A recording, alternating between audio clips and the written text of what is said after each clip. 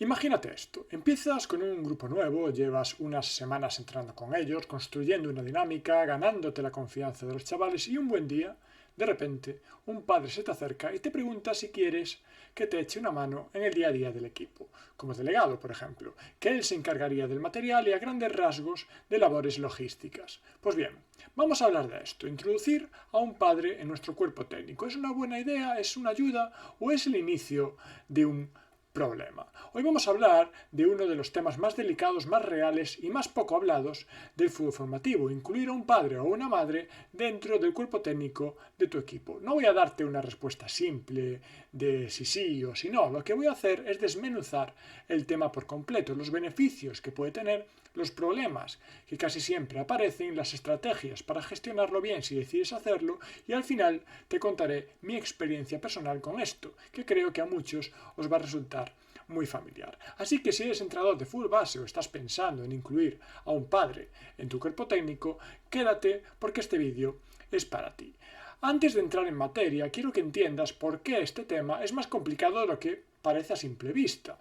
En el fútbol formativo trabajamos con niños y cuando trabajamos con niños, los adultos que les rodean tienen una influencia enorme. No solo el entrenador, también los padres. Esa influencia puede ser positiva o negativa. Puede empujar a un niño a crecer, a esforzarse, a disfrutar del fútbol o puede generarle una presión que no le corresponde, una ansiedad que le roba, por ejemplo, la diversión. Ahora bien, ¿qué pasa cuando uno de esos padres pasa al otro lado de la valla y deja de estar en la grada para estar en el banquillo? Eso cambia muchas cosas y no siempre para bien. Esto no significa que sea una mala decisión por defecto, significa que es una decisión que hay que tomar con los ojos abiertos, con criterio y con un plan.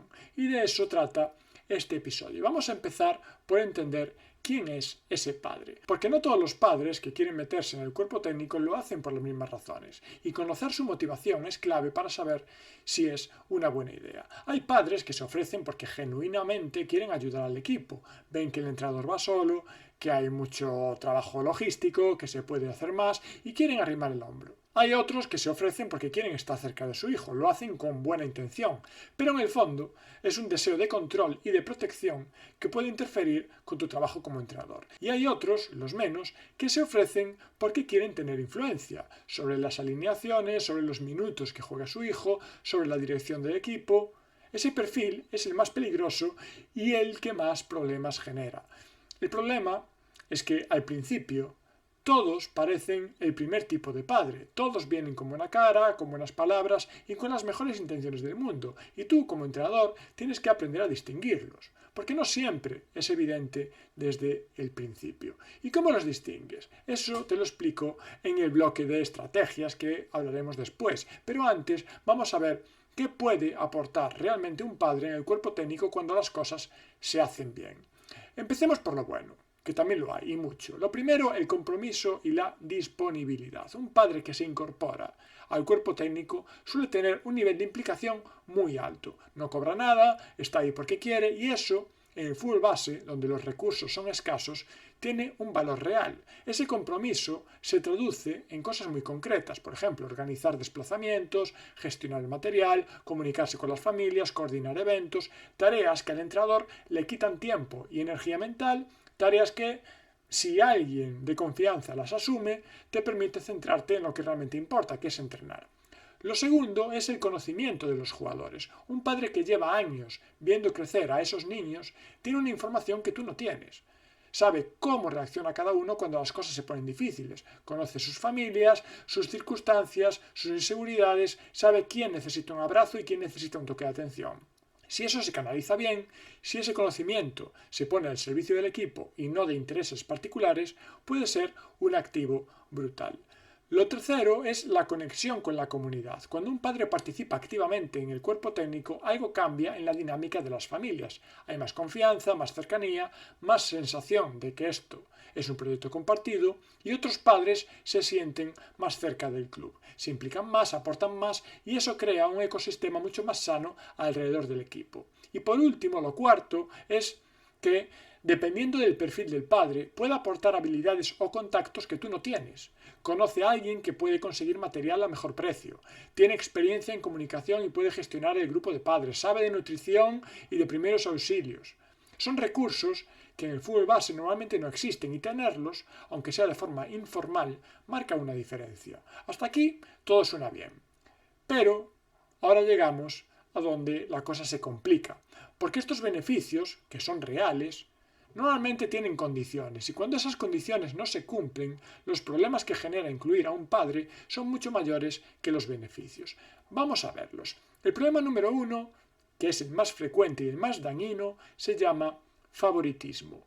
Y aquí quiero ser muy claro, no hace falta que el favoritismo sea real para que haga daño, basta con que sea percibido. Si una persona que está en tu cuerpo técnico tiene un hijo en el equipo, el resto de familias van a estar atentas, van a observar si su hijo juega más minutos, si recibe más atención en los entrenamientos, si sus errores se tratan diferente, y aunque tú lo estés gestionando perfectamente, aunque seas impecable, siempre habrá alguien que lo vea de otra manera. Esa percepción es suficiente para generar desconfianza, para crear grupos dentro del equipo, para que otros padres empiecen a cuestionar tus decisiones. Y cuando eso pasa, tu autoridad como entrenador empieza a erosionarse, poco a poco, casi sin que te des cuenta. El problema número 2 es la presión sobre el hijo. Este es el que más me preocupa desde el punto de vista del desarrollo del niño. El chaval cuyo padre está en el cuerpo técnico carga con algo que sus compañeros no cargan. Siente que tiene que demostrar más, que no puede fallar, que todo el mundo le mira con otros ojos porque puede sentir que algún compañero piense que sus titularidades no son por mérito suyo, sino porque su padre forma parte del cuerpo técnico.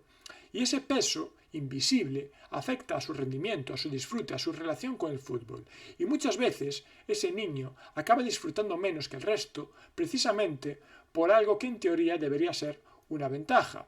Y no es culpa del padre, es una consecuencia casi inevitable de la situación.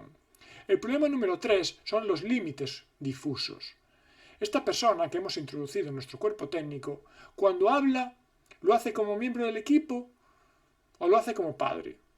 Esa línea es muy fácil de cruzar y una vez se cruza es muy difícil de recuperar.